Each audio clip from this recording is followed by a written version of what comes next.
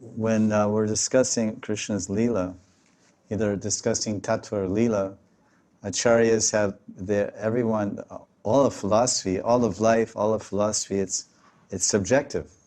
It's the individual's viewpoint based on his realizations, experiences, and shastra.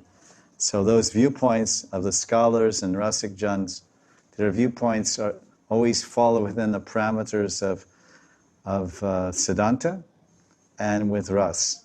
They're correct according to Ras. They're not opposite Siddhanta. They're not against the truth of Shastras.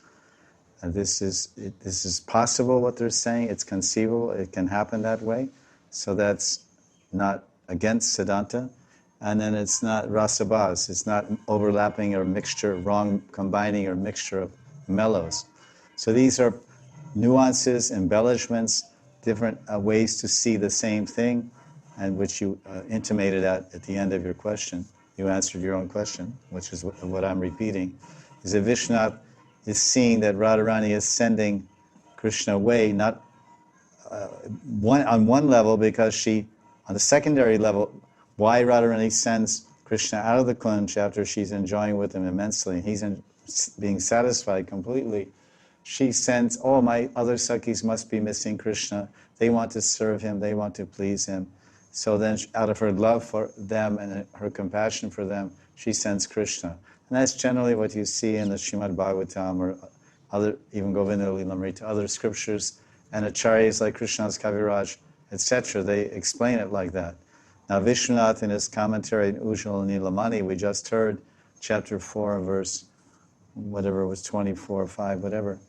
He was saying, no, that's the secondary purpose. The primary purpose is that Radharani wants, because she has samartha rati, she has no selfishness and no personal consideration for her own happiness or pleasure. She only wants his satisfaction. She sends Krishna away from her to all the Sakhis so that he can get his full satisfaction with all of them.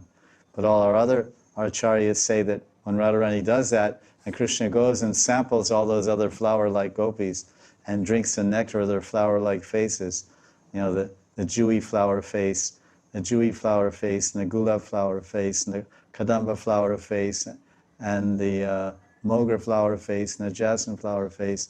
And he said, oh, these lovely lotus faces of all these beautiful gopis, Alita Vishaka, Chitra Champak, Rangadevi, Sudevi, Tungavidya, and so many others, they're so sweet and so satisfying.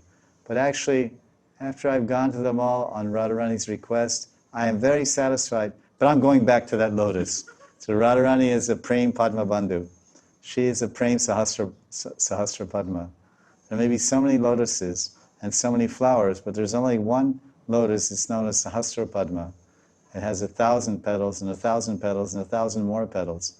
And each petal is a different bhav and a different way and means to please Krishna. So Radharani is the Sahasra Padma of Mahabhav Prem, of Mahabhav.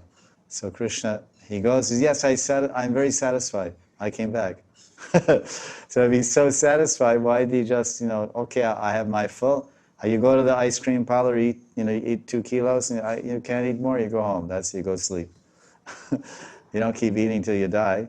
So if you reach your satiation point and you're satisfied, then you go back to Nandagram playing your flute and having a good time.